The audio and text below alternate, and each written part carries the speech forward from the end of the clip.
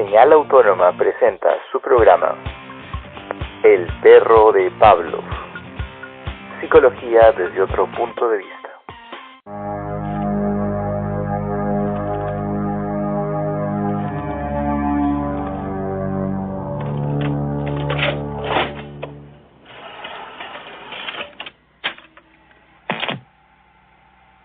La batalla por la mente de Norteamérica se librará en la videoarena, el videódromo. La pantalla de televisión es la retina del ojo de la mente.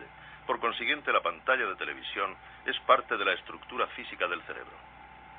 Por consiguiente, todo lo que aparece en la pantalla de televisión se convierte en una dura experiencia para los que lo ven. Por tanto, la televisión es realidad. Y la realidad es menos que la televisión. Max, me alegro tanto de que hayas venido a mí. Lo he hecho todo yo solo, ¿sabes? Tu realidad ya es media alucinación de vídeo. Si no tienes cuidado, se convertirá en alucinación total. Tendrás que aprender a vivir en un mundo muy extraño. ¿Qué tal a todos los escuchas de El Perro de Pavlov? Espero estén pasando una buena semana. El día de hoy tenemos la segunda parte del especial Psicología y Cine. Y como siempre, aquí en cabina los va a acompañar José Alcas y José García, ¿no? Quien les habla. ¿Qué tal, José Alcas? ¿Cómo te encuentras? Muy bien, José. Bueno, pasando la semana, ¿no? ¿Qué tal? ¿Cómo estás tú? Bien, ya hemos sobrevivido de alguna manera las semanas de internado, de evaluación, entonces ya por ahí un poco más relajados, ¿no? Un poco más tranquilos y también tratando de meterle más ganas al proyecto, ¿no? Uh-huh. Por ahí insertar algunas dinámicas para hacer el programa más interactivo con el público y también nos ha dado tiempo para ir seleccionando algunas películas de las cuales hoy día pues vamos a dar algunos alcances, ¿no? Uh-huh. Como siempre, tenemos un tema principal que va a girar en torno al cine, al séptimo arte, y vamos a tratar de ver, evidentemente, el lado psicológico de este mundo, ¿no? Como también lo hicimos la semana anterior. No sé si por ahí quisieras hacer un resumen a los oyentes de lo que abordamos la semana anterior, por si se animan de pronto a escuchar el archivo, ¿no? Bueno, sí, la semana pasada estuvimos hablando sobre la psicología y el cine. ¿Cómo en sí la psicología ha influido en ese séptimo arte, ¿no? Hemos hecho recomendaciones de películas. Me parece que una de las películas que recomendamos... ¿Cuál era? ¿Te acuerdas exactamente? Claro, de Spaceman. Esta última de... Que al final, ¿te acuerdas que queríamos comentar un poquito, pero por el tiempo no... Podríamos hacerlo hoy, Podríamos hacerlo exactamente, ¿no?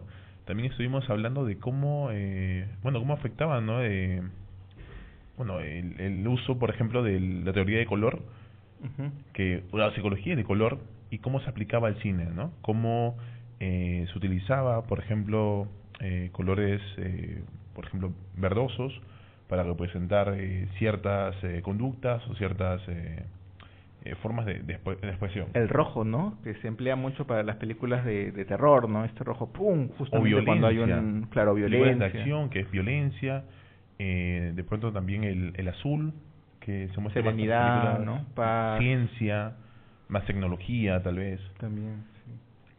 ¿Qué otras películas hemos analizado por ahí? Si es que alguien se anima a escuchar el programa anterior. Hemos hablado de la película Stalker, de Andrei Tarkovsky, Solaris, de Andrei Tarkovsky. Hemos bromeado un poco acerca de las películas de A su madre, también, pero también hemos hablado de, por ejemplo, una película muy importante del cine peruano, como lo es En la boca del lobo. Días de Santiago. ¿No? Días de Santiago también, ¿no? Del director Federico Lombardi, que también, de hecho, hay que decirlo, adaptaba algunas novelas peruanas, ¿no? Sobre todo algunas de nuestro Nobel de literatura, Mario Vargas Llosa, ¿no? Entonces, por ahí, si están interesados en ese tema, pueden recurrir al programa anterior.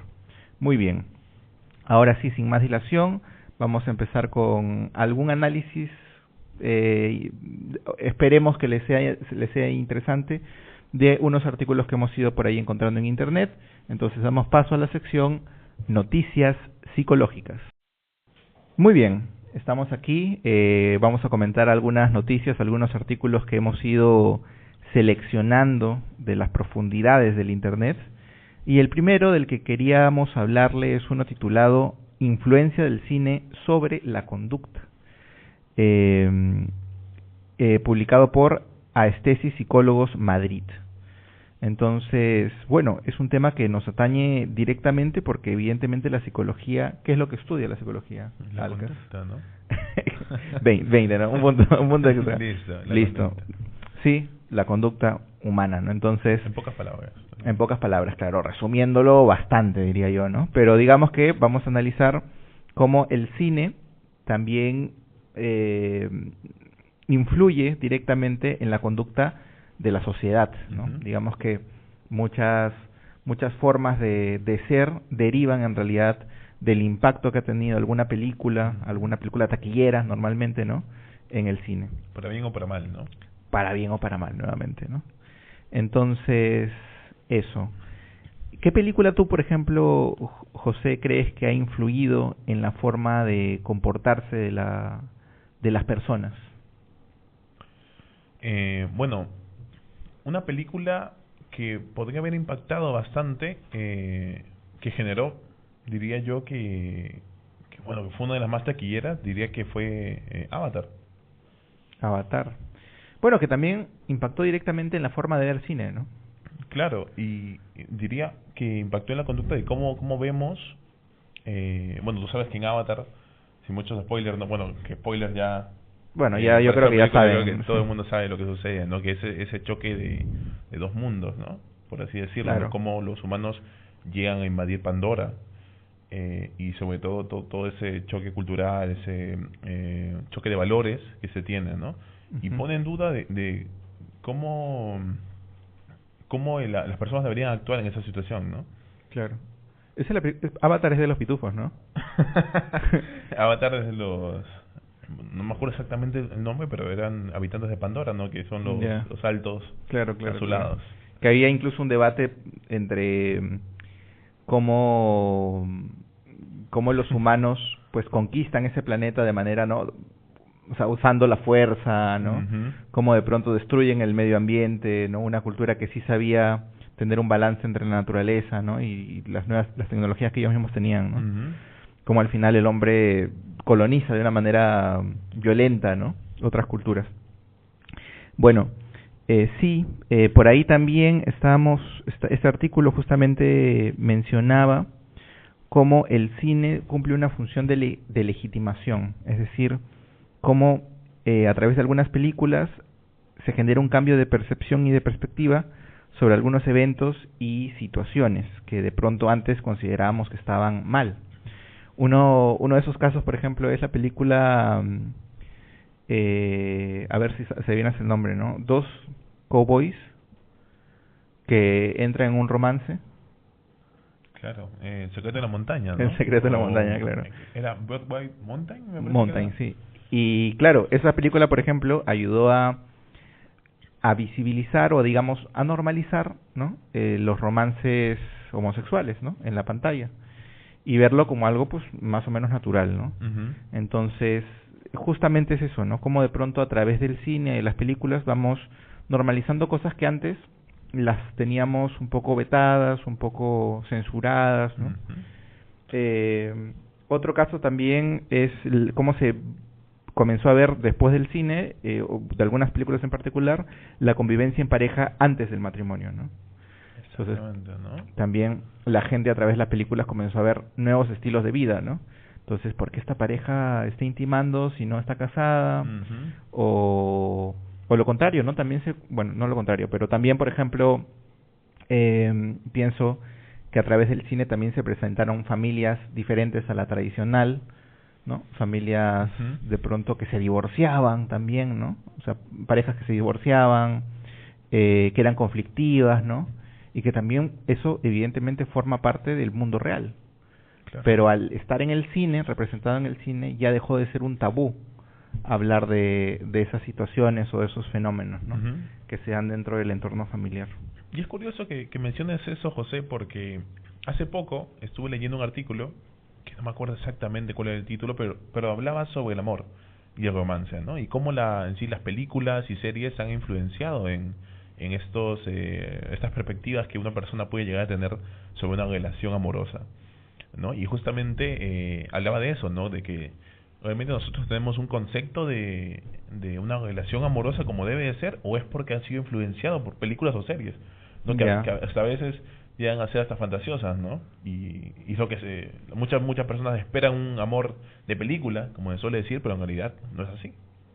Es muy interesante lo que mencionas, porque también está este debate de qué tanto nuestras ideas son ideas originales que parten explícitamente de nosotros, ¿no? O sea, exclusivamente de nuestro interior, y qué tanto en realidad estamos siendo un producto de películas que hemos visto, de discos de música que hemos escuchado, de pronto libros que hemos consultado, ¿no? Entonces, cómo la personalidad en realidad es una respuesta a todo eso que consumimos de alguna manera, ¿no? Y una de estas cosas que consumimos, evidentemente, son las películas.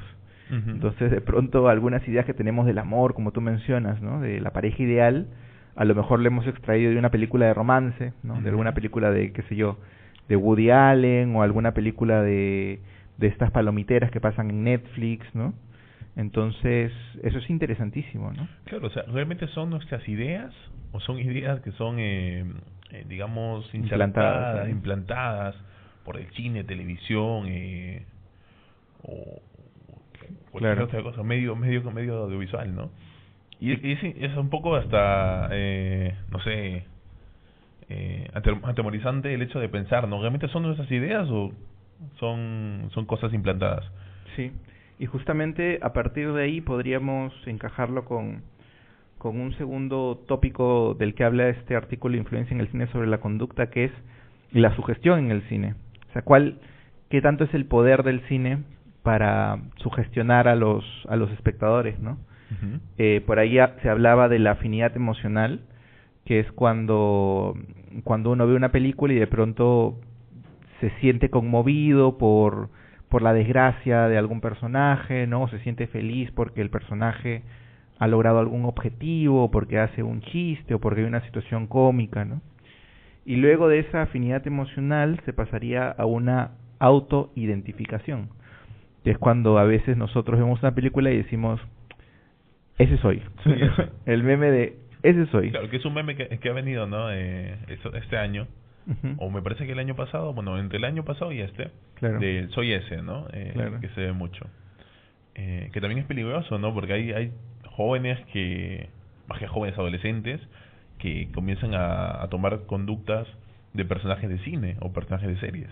Sí, y bueno, supongo que el grado de peligrosidad de esto de autoidentificarte y basar tu personalidad en un personaje ficticio es el modelo que vas a escoger, ¿no? Porque a lo mejor, pues tu personaje ficticio en el que quieres basar tu personalidad puede ser un científico o una persona muy inteligente, pero también podría ser un psicópata. Un ¿no? psicópata. Y justamente, hablando de psicópatas, me gustaría introducir la película Psicópata Americano o American Psycho.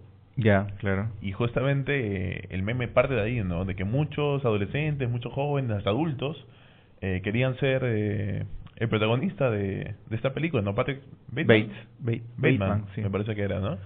Y decían como que es el modelo perfecto de hombre, y cuando realmente la película habla sobre lo contrario, ¿no? Que es un poco hacer esa sátira a digamos, a esta persona, un psicópata, ¿no? Claro, a un narcisista, ¿no?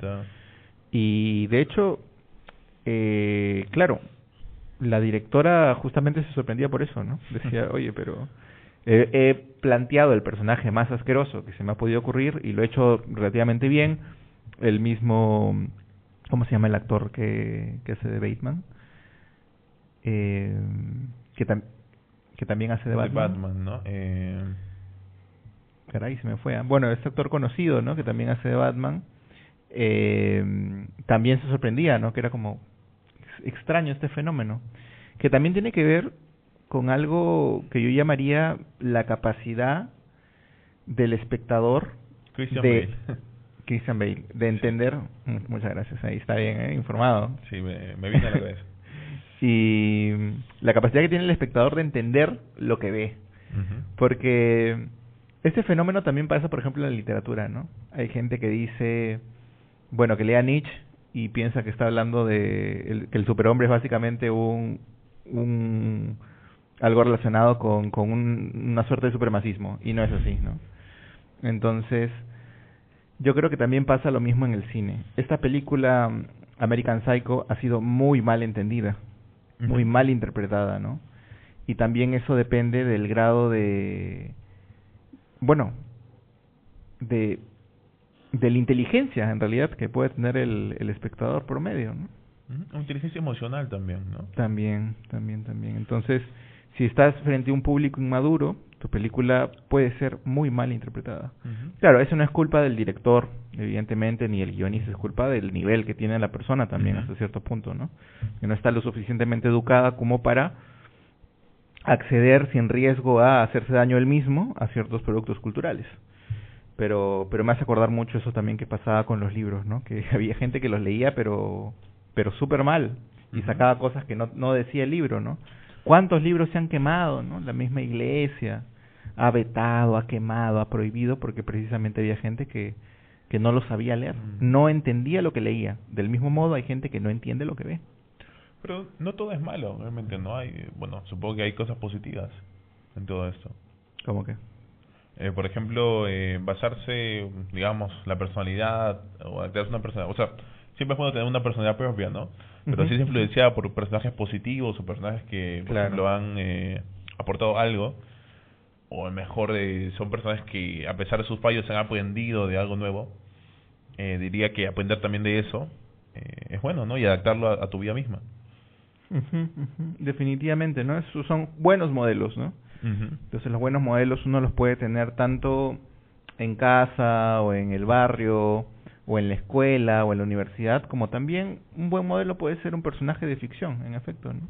Un científico, como mencionaba, o una persona muy inteligente, o una persona muy empática, o una persona muy luchadora, ¿no?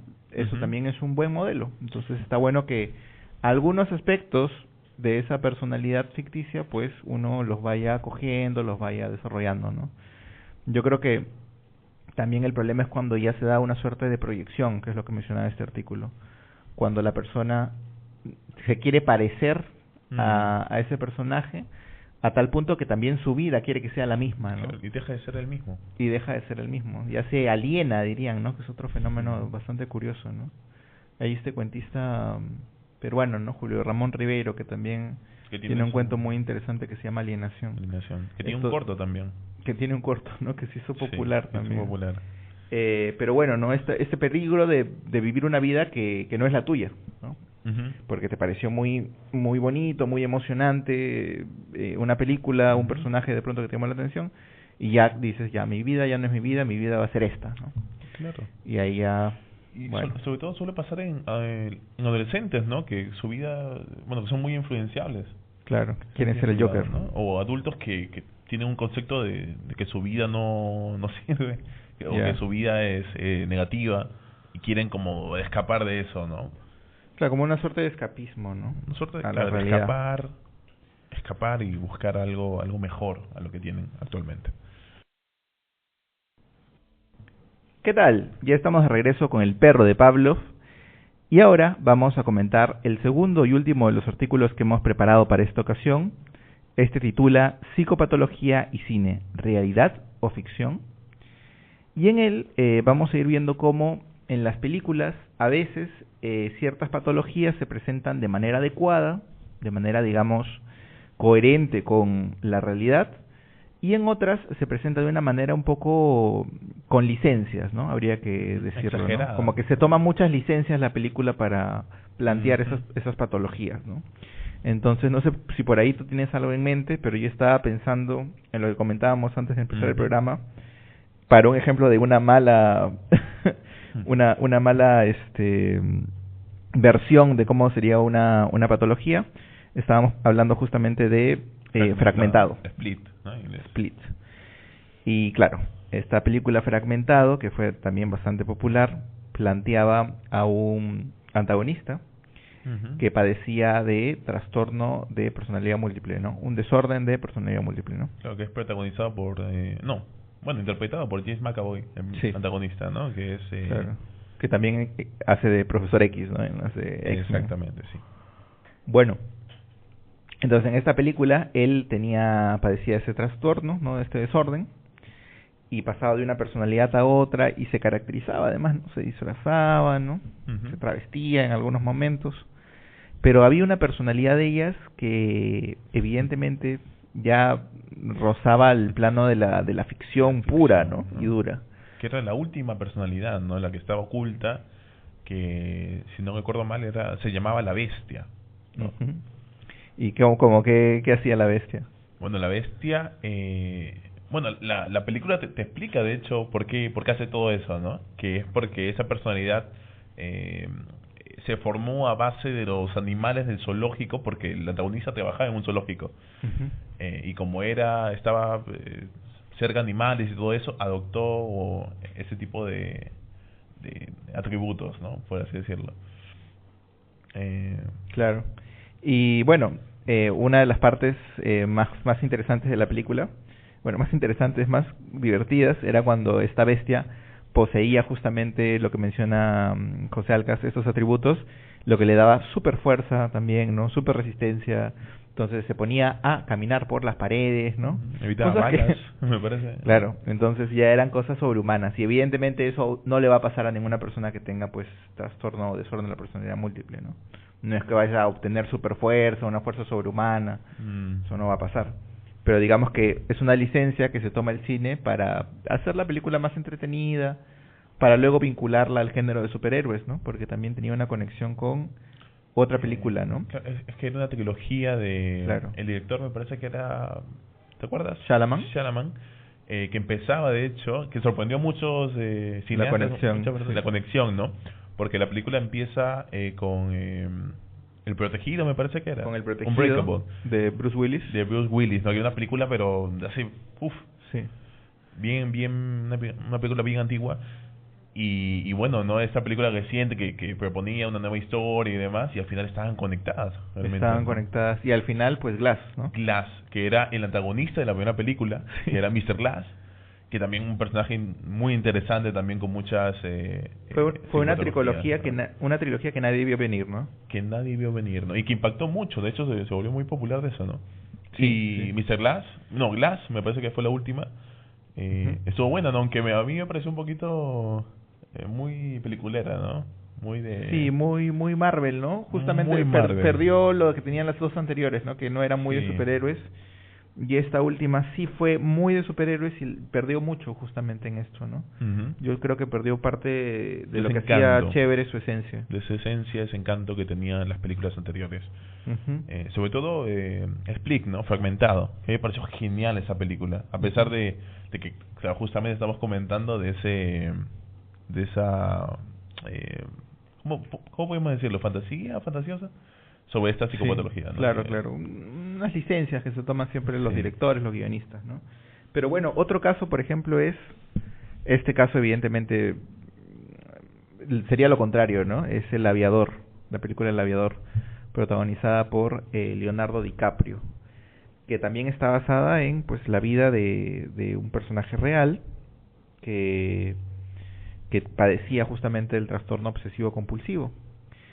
Entonces, la película justamente retrata cómo desde pequeño esta persona estaba expuesto a un trato de su madre demasiado cuidadoso, ¿no? O sea, su mamá creía que se iba a enfermar en cualquier momento, entonces más o menos le transmitió ese miedo, esa ansiedad, que al final termina desencadenando en un trastorno obsesivo compulsivo o TOC. Entonces, a lo largo de la película, tú ves además cómo progresivamente este personaje, que vendría a ser el aviador, va desarrollando una serie de comportamientos obsesivo-compulsivos, ¿no? Para bajar un poco esa ansiedad, hasta el punto de donde ya no puede hacer absolutamente nada, ni siquiera salir de su habitación, ni mucho menos de su casa, porque ya ha sido totalmente dominado por esta serie de rituales obsesivos que ha ido creando como mecanismo de defensa, ¿no? pero es, por ejemplo, un ejemplo de una visión más realista de un trastorno. Evidentemente siempre van a haber algunas imprecisiones, pero digamos que sí se tomaron bastante en serio esto, ¿no? De que sea bastante cercano a la realidad. Otra película que también aborda otro trastorno es Memento. No sé si la has visto. No he tenido la oportunidad de ver Memento, pero sí sé más o menos de qué va. Momento mal escrito, ¿no? Memento va de una persona que tiene amnesia anterógrada. Entonces es un tipo de amnesia en el cual la persona no puede generar, tiene experiencias nuevas y esas experiencias nuevas no las puede retener, ¿no? Entonces hay una explicación ahí de a qué se debe, ¿no? Un poco que uno va intuyendo en la película, ¿no? A lo largo de la película, pero más o menos justamente va de eso, ¿no? De cómo la persona está altamente confundida porque no puede generar nuevos recuerdos, ¿no? Entonces trata de alguna manera de sobrellevar eso, ¿no? Y es también bastante interesante, ¿no? Por ahí también el artículo mencionaba cómo el trastorno, por ejemplo, esquizofrénico, etcétera, en algunas películas de terror se ha asociado con crímenes, con personas malas, ¿no? O sea, como las personas que tienen algún trastorno ya automáticamente pueden ser catalogados como villanos, ¿no? Y eso en realidad no es tanto así. Y justamente ahí es donde algunas películas, frente a un público evidentemente, que es lo que hablábamos con anterioridad, no preparado, puede causar cierto tipo de estigmatización o rechazo, claro, de personas con ciertas condiciones. Ahora, ¿cuál es tu postura? Por ejemplo, hay personas que piensan, no, esta película puede ser malinterpretable o puede estigmatizar a cierta población, entonces hay que prohibirla. Mi postura es, no señor, ¿no? O sea, la gente debería estar lo suficientemente educada como para saber distinguir la ficción de la realidad. Y evidentemente, si ve una película, ya llevándola al absurdo, ¿no? Si ve una película de qué sé yo, de posesiones, de fantasmas, evidentemente saliendo del cine no va a estar pensando que le persigue un fantasma, ¿no? No por eso va a prohibirse la película. ¿Cuál es tu aproximación de eso? No, y concuerdo contigo, ¿no? ¿Por qué deberíamos prohibir eso, no? Si al fin y al cabo es ficción, que cumple el objetivo de entretener. O sea, para mí sería un poco hasta tonto prohibir algo solo porque personas piensen de que la ficción se tiene que volver realidad. Claro que sí. Bueno, entonces esa es la postura de José Alcas. Así que quede para la posteridad. Pero bueno, espero hayan disfrutado de estos dos artículos. Hemos profundizado bastante justamente en ellos, pero yo creo que se prestaban también para ese tipo de reflexión, ¿no? Una reflexión un poco más profunda, más dilatada, ¿no? Más de una conversación. Por ahí veo que José ha traído una selección de películas, así que ya las iremos comentando. Pero antes los dejamos con otra pausa musical para luego pasar a ya tema principal, diría que es en general, ¿no? Cine y psicología, pero los dejamos con una pausa musical antes de pasar con una reflexión acerca de las películas, la filmografía de un director canadiense llamado David Cronenberg. Ya regresamos con El perro de Pavlov y vamos a hablar un poquito acerca de la filmografía del director canadiense David Cronenberg. Es un director que a mí me fascina en lo personal. Tiene películas un poco raritas. No sé si... A ver, voy a comenzar a decir algunas películas de su filmografía, a ver si José las conoce. A todo esto, siempre es un poco extraño porque yo digo, presento a José y luego José me presenta a mí como José, ¿no? Sí. Nos llamamos los José, así que espero se vayan acostumbrando más a identificarnos por la voz que por el nombre. ¿Te parece que es una persona realmente que está hablando sola? Claro, que es justamente fragmentado, ¿no? Exactamente. Cambia de voz, todo. Pero bueno, ya, a ver, ¿has visto Existence? José. Scanner, Videodrome. Te prometo que no he visto Nada de David y lamento no haber visto nada de este director. No, y es normal. Es un director no tan conocido. Es como... Está entre el underground y lo comercial. Está como en esa línea, ¿no? Entonces... Me parece genial no conocerlo porque ahora lo voy a conocer. Tanto los oyentes como como yo. Supuesto. Vamos a conocer un poco más a ese director, ¿no? Por supuesto. Esa es la idea del programa también, ¿no? Pero bueno, hay un concepto, ya más allá del cine, también que abarca la literatura y las artes plásticas, que se llama la nueva carne. La nueva carne. Y la nueva carne tiene relación con cómo en la modernidad y en la posmodernidad entendemos el concepto de cuerpo. Es decir, evidentemente el concepto de cuerpo que existía antes de las primeras cirugías estéticas, antes de la incorporación de aparatos electrónicos a nuestra vida diaria, es diferente, ¿no? A día de hoy existen tatuajes, piercings, modificaciones corporales, botox, cirugías estéticas de todo tipo. Ya las cirugías no tienen que ver necesariamente con salvarte la vida después de un accidente, sino mejorarte o cambiar tu apariencia, ¿no? También están los filtros de celular, de pronto esta casi incorporación casi a tu mismo cuerpo de los celulares, ¿no? Porque los paramos cargando todo el tiempo, ¿no? Me imagino que en algún momento se coserán a la mano o algo por el estilo. Pero, o por ejemplo, marcapasos, pues la implantación de chips, ¿no? Han habido implantes, ¿no? Ahora lo que está trabajando justamente Elon Musk, ¿no? Con Neuralink. Entonces, esto de la implantación de ciertos chips directamente en el cerebro. Entonces, ya estamos hablando de que hay una nueva concepción de cuerpo, ¿no? Que ya venía desde atrás, ¿no? La aparición, por ejemplo, de la filosofía del transhumanismo, ¿no? Del poshumanismo, cómo podemos ir cambiando la concepción misma del ser humano. Entonces Cronenberg entra en esto que se vendría a llamar la nueva carne, ¿no?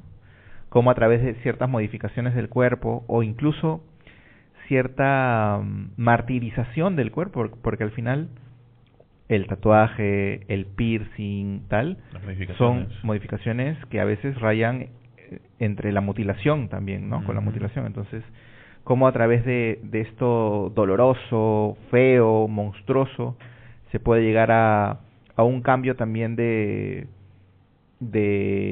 cómo esa misma persona se percibe a sí misma, ¿no? Y justamente lo que estaba analizando yo es que también como este cambio corporal también tiene relación con un cambio de mentalidad en quien se ha hecho la modificación, ¿no? Entonces las películas de Cronenberg van acerca de eso, personajes que de alguna u otra manera sufren mutaciones. Tenemos el caso del clásico La Mosca, este científico que al final termina convertido en una mosca, y eso evidentemente cambia su personalidad, ¿no? Se vuelve más animal, por momentos es más retraído, ¿no? Etcétera. También el caso de Scanners, esta película donde hay psíquicos que revientan cabezas y simplemente como pensándolo, que también pasan por justamente estas mutaciones, ¿no? También tenemos el caso de Videodrome, con un protagonista que justamente como que entra en relación con las tecnologías del videotape, ¿no? Y es como hay esta fusión entre lo tecnológico y lo humano. Una fusión, por ejemplo, que podría profundizarse ya más entre lo mecánico y lo humano en la película Crash, donde el protagonista siente atracción hacia la fusión del hombre con los autos, y esto se da a través de cierta curiosidad que tiene de ver fotografías de accidentes automovilísticos. Él dice, cuando hay un accidente automovilístico, hay una fusión de la carne con la máquina. El metal y la carne, ¿no? Y luego descubre un grupo de personas que también van por ese lado, ¿no? Y comienzan a tener accidentes intencionadamente, ¿no? Sufrir accidentes de manera intencional, ¿no? Porque justamente quieren explorar esa dinámica, ¿no? Evidentemente es ficción, o sea, ¿no? Por si acaso, ¿no? Pero nuevamente lo que dijimos, ¿no? Son películas que uno tiene que ver pues con criterio, ¿no? Claro, son películas para todos, para todos los públicos, ¿no? Entonces, en Cronenberg hay esa exploración. En Existence, por ejemplo, hay un nuevo videojuego que se coloca directamente en la columna vertebral. Entonces te hacen una operación como con un taladro en la espina dorsal, y por ahí te conectan una suerte de cable, pero este cable te lleva hacia una especie de consola que es una bioconsola. O sea, es como, no es propiamente metal, ¿no? Ni nada por el estilo, sino es como que está vivo, porque incluso reacciona. Es como un órgano más que te han conectado a ti y que ahora va a ser parte tuya, ¿no? Y evidentemente a través de eso, pues el protagonista se ve inmiscuido en una realidad virtual que ya no sabe cuándo es realidad virtual y cuándo es lo que realmente le está pasando, ¿no? Entonces esta confusión también es interesante, ¿no? Que podríamos interpretarlo como va a ser el nuevo hombre también, ¿no? Porque ahora con la realidad aumentada, con los anteojos estos, va a ser más o menos eso, ¿no? Pero es posible, ¿no? Y justamente me parece muy interesante todo lo que comentas. Y de hecho me has hecho acordar a esta serie que no sé, de pronto se había inspirado en este director, que es Black Mirror, ¿no? Que habla, que habla mucho de la tecnología y el ser humano, ¿no? Y cómo efectivamente a través de la tecnología pueden cambiar, no sé, hasta ciertos valores, ciertas conductas del humano. Sí. Definitivamente. Hay ciertas transformaciones que se van a ir dando también conforme pase el tiempo, ¿no? Esta incorporación de la inteligencia artificial en nuestras vidas es totalmente claro que va a marcar un antes y un después. Ya marcó un antes y un después, ¿no? Pero, por ejemplo, la implantación de chips directamente en el cerebro que impliquen estar conectados a la nube o impliquen una potenciación de la capacidad de procesamiento que tiene el cerebro humano, va a generar también un nuevo ser humano. Entonces, que sería justamente lo que decían los poshumanistas, ¿no? O sea, va a haber ese cambio. Entonces, en algún momento de la historia, que yo considero que no va a ser tan lejano, de hecho vamos a estar nosotros dos vivos para cuando suceda, van a haber personas que estén potenciadas y personas que no.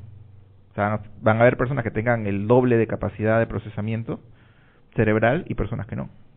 Entonces, todo eso genera una serie de debates infinitos. O sea, ¿y a quién vas a llamar ser humano? Claro, entonces, ¿qué es lo que definiría ya el ser humano? Va a haber una división, ¿verdad? En el ser humano, los seres humanos que están modificados y otros que no. Imagino, ¿no? Que muy peculiar esto, ¿no? De que se va a ver como resistencias de personas puras, personas que están, ¿no? Y luego están los que están a favor de estas modificaciones, que de cierta manera. ¿Y tú en cuál estarías? Yo si puedo hacer modificaciones, potenciar todas las capacidades que tengo, sí lo haría, no lo dudaría de hecho. Claro, no, pero también debate, genera una cierta desigualdad, porque evidentemente, y es una especulación, pero probablemente lo que suceda, una vez que esa tecnología ya esté probada y sea y digamos que no sea tan dañina, ¿no? Las personas que lo van a tener van a ser personas de mucho dinero, no va a ser cualquier persona. Entonces, eso también genera, pues, evidentemente, desigualdad, ¿no? Entonces, una persona imagínate, ¿no? Con más fuerza, más intelecto, más tal, está en ventaja. No, es preocupante está también, en ventaja. ¿no? Y saber cómo va a utilizar esto, ¿no? También. O cómo se va a regular, en todo caso, ese tipo de cuestiones. Supongo que no cualquier persona va a poder acceder a esto, ¿no? Por ejemplo, definitivamente. Que te dé super fuerza o que te dé inteligencia superior. Yo también creo que entraría el papel del psicólogo ahí, ¿no? Para poder ver qué tipo de personas son aptas para ese tipo de modificaciones, ¿no? De pronto vemos a un psicólogo especializado en este tipo de modificaciones o de personas modificadas. El psicólogo de personas modificadas. Claro, claro, el pospsicólogo. El pospsicólogo, ¿no? Pero bueno, eso con respecto de David Cronenberg. Si están interesados de pronto en lo que he ido mencionando, muy recomendable también ver artistas relacionados a la nueva carne, como por ejemplo ver los trabajos de Giger, que podrían reconocerlo porque es justamente el padre de los diseños de Alien, ¿no? La película, ¿no? Esta visión del alienígena en Alien, el xenomorfo, ¿no? Del xenomorfo, proviene de los trabajos del artista Giger, ¿no? Entonces podrían ahí vincularlo, ¿no? También las obras no me acuerdo, del autor de Hellraiser. Por ahí algunos se habrán familiarizado con la película, ¿no? De Hellraiser, pero Cliff Baker, ¿no? Pero las películas de Hellraiser están basadas evidentemente en las novelas de Cliff Baker, donde justamente habla de los cenobitas, ¿no? Y también hay esta apreciación del cuerpo y el martirio, ¿no? Y cómo a través del martirio se puede llegar a otro estado de conciencia, ¿no? El dolor y la carne, ¿no? Conectadas. Exacto, exactamente, ¿no? Entonces, son cosas ahí un poco truculentas, ¿no? Que estamos hablando acá en casi terminando el programa, pero que dan que pensar, ¿no? Dan que pensar y justamente, ¿no?, proponen de pronto en algunos momentos un terror un poco diferente, ¿no? Un terror también más para reflexionar, un terror más existencialista, por ahí estaba leyendo en un paper. Un terror existencialista, ¿no? No un terror de ¡buh!, ¿no? De un grito, no, un terror más existencialista. Entonces estamos hablando de un nivel diferente de profundidad, ¿no? Que podrían tener estas películas de horror. Claro, un miedo que puede estar a la vuelta de la esquina. Ya estamos de regreso en la última sección del Perro de Pavlov y vamos a pasar rápidamente a recomendar dos peliculitas que de pronto ustedes pueden ver en su casa si les ha interesado el programa de hoy. La primera es Seven, que es una película policial, ¿no? Sí, media detectivesca. Y la segunda es Her, que es una película de cómo un chico se enamora de ChatGPT, ¿no? Pero primero hablemos de Seven. ¿De qué va Seven? Algas. Bueno, justamente Seven, como mencionaste, es una película muy policial, detectivesca, y nos plantea sobre la historia de un asesino serial. Bueno, la historia nos cuenta dos oficiales de policía, me parece. Es un asesino que detesta las series, ¿no? Claro, el número 7, no, sino que este asesino busca, digamos que, recrear de esta manera a través de sus asesinatos los 7 pecados capitales. Entonces de pronto tenemos la lujuria, la gula, la ira y demás, ¿no? Entonces justamente estos, no me acuerdo exactamente si eran oficiales de policía o detectives, pero están por ahí, ¿no? Detectives o oficiales ahí, ¿no?, de policía, sí, ¿no? Que justamente está el papel de Morgan Freeman y Brad Pitt. Que Brad Pitt como el novato, ¿no? Que novato entre comillas porque recién llega, y tenemos esa perspectiva de Morgan Freeman como el detective o el oficial de policía más experimentado que justamente se iba a retirar, ¿no? Y bueno, no, los dos se unen a pesar de sus diferencias, de sus conflictos, a través de experiencia, edad, para resolver este caso del asesino en serie Seven, ¿no? Bien, y la segunda película que les queremos recomendar, y esperamos de pronto en la siguiente sesión profundizar un poco, si es que hay tiempo, es Her, ¿no? Una película de pronto justamente que analiza esta línea que se va borrando entre lo humano y la tecnología, ¿no? Cómo de pronto un individuo se termina enamorando literal de su chatbot, ¿no? Pero claro, la película rompe esquemas porque en la época en la que se estrenó todavía ChatGPT no existía, tengo entendido, entonces se adelantó un poquito más, pero ahora que ya hemos visto el ChatGPT 4o, ¿no? 4o que habla, que justamente, ¿no?, te habla, y hay esta identificación de si estás triste, si estás contento, etcétera, pues las cosas ya no dan tanta risa, ¿no? De hecho, que he visto no sé si habías visto la polémica que estuvo con Scarlett Johansson, que justamente Scarlett Johansson es la actriz que da la voz en la película, sí, de Samantha, me parece que era la inteligencia artificial, la IA. Y justamente tuvo un problema con ChatGPT, o me parece que sus agentes o algo así, porque la voz del ChatGPT se parece mucho a la de Scarlett Johansson, ¿no? Un golazo, ¿no? Porque es a propósito, evidentemente, porque ahí el equipo de OpenAI quiere justamente que haya esa asociación en la mente de las personas, ¿no? Y justamente por eso esa película de nuevo se ha popularizado en las personas, ¿no? Justamente por esa noticia del ChatGPT. Es un buen momento justamente para revisitar esa película, entonces se las recomendamos mucho, y si pueden, véanla después de usar ChatGPT 4 para que para que, no sé, para que sintonicen más con. O si no con conocían contenido. ChatGPT, vean la película y úsenlo, ¿no? A ver qué sucede. A ver qué pasa, ¿no? Bueno, eso ha sido este episodio del Perro de Pavlov. Esperamos verlos en la siguiente edición del programa. Cuídense y tengan una muy, muy, muy buena semana. Nos vemos.